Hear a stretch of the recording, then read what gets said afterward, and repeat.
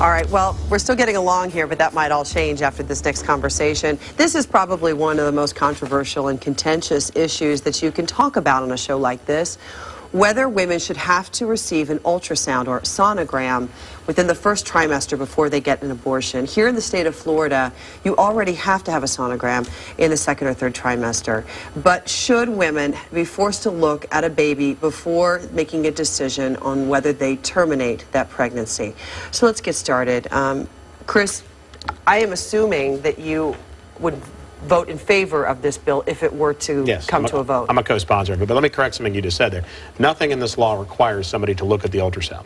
It does require them to have the option to look at the ultrasound, and they have to opt out of looking at the ultrasound. But the language in the bill has passed last year and this year has permissive language where if someone doesn't want to, they're not required to. There's no statutory obligation to that. I stand corrected. You would have to actually sign something that you didn't want to. Yes. And then where does that piece of paper go? I assume with the other medical records. I don't think the language in the bill says very clearly that somebody has to, if they don't wish to view the ultrasound, they just have to sign something to that effect, and that's that. Yeah, but where's that thing? After they sign it, where does it go? What is medical records? Medical records. It goes into medical records, and then it's just in their medical record. Okay. So what is the point of the bill? What is the ultimate point of this bill?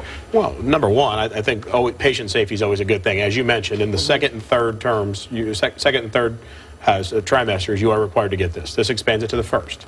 It also provides the opportunity to the mother to actually get a chance, if she so chooses, only if she chooses, to actually look at the ultrasound, to get some feeling for what is growing inside of her. And if she chooses not to, it provides for the opt-out on that one. But it does offer an expanded, this is not about limiting choice, it's about offering more informed choices. And that's really what the purpose behind the legislation is. I think that it is for self-proclaimed conservatives to impose yet another layer of regulatory requirement and insert themselves between women and their doctors is really disingenuous. Do you question whether it would be intimidating? That's very fair. Look, this is an irreversible, permanent surgical procedure that is fraught with medical, physical, psychological complications. And a matter of constitutional choice of a woman. That's right. She should have the choice to see it. And you're putting additional pressure on the woman. You're limiting her choices. We're giving her more choices. Listen, every presidential race I've seen,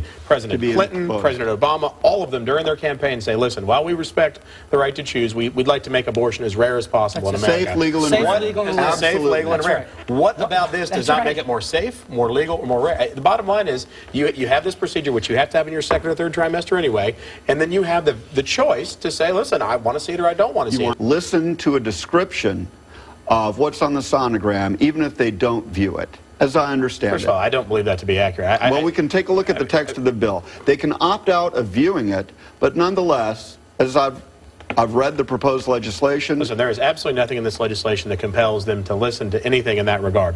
And I can assure you that these clinics and hospitals and anybody else who participates in that, if they're dealing with somebody who is a victim of rape, incest, or human trafficking, would be sensitive to that. And there's nothing in here that statutorily removes that. All we're saying, I mean, please bring the argument back to what the legislation actually says. And that is that, like in your second and third trimester, you have to get an ultrasound in your first trimester, which does have, and I'm not a doctor, I can't speak to the health benefits, but I am told by some there could be some potential good there. And if there's not, okay. But the fact is, if you don't want to see the ultrasound, sign your signature, and you don't have to. We didn't talk really about the dichotomy that I see and the disingenuous nature of a conservative Republican who has made a career out of keeping government out of your business. And now you are championing putting the government in the business in the first trimester. I can assure you that throughout my political career, I've always espoused as one of my top values that of protecting human life. I've never been bashful about this. It's been on basically every mail piece or other piece of political communication I've ever had. This, in my mind, again, we are asking the citizens of Florida to have the option to have an informed choice. And we're not in any way in this legislation doing anything else. And I think it is disingenuous for you to suggest that somehow this is stripping away this, in conflict with it. We all the time in the legislature ask people to make informed choices about their insurance, informed choices about their mortgages, informed choices about their whatever business they're in, the regulation. All this is doing is adding the potential to make it, to rare, legal, and safe. I mean, that's what we're doing here. I think it's very compatible with what everybody's saying. This is a surrogate for the ongoing abortion controversy, much like the Terry Schiavo controversy was a couple of years ago, and much like you all that. are not disputing the fact that this is a pro-life bill. It is absolutely You're not trying to hide the fact that you're trying to keep women from having abortions. To be clear, I very much am a pro-life individual. I believe it is. It's part of my So you are legislative. You are legislating morality. No, you're not denying that. Not in this legislation. I don't believe we are. What we are doing, just focus on what the bill actually does. Don't take it out. Look at what the legislation says. It says that right now, in the second and third trimesters, you have to do it.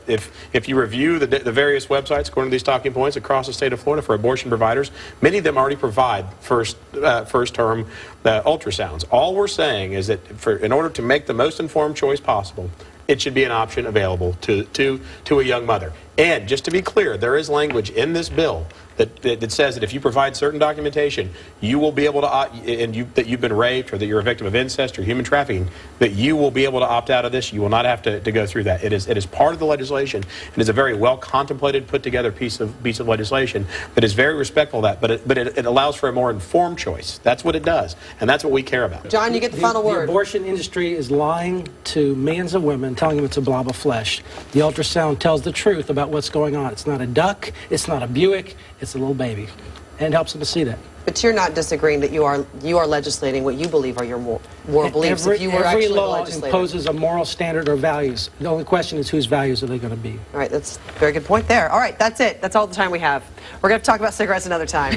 And that's it for Flashpoint. Have a great week, everyone. See you next Sunday. Tell your friends.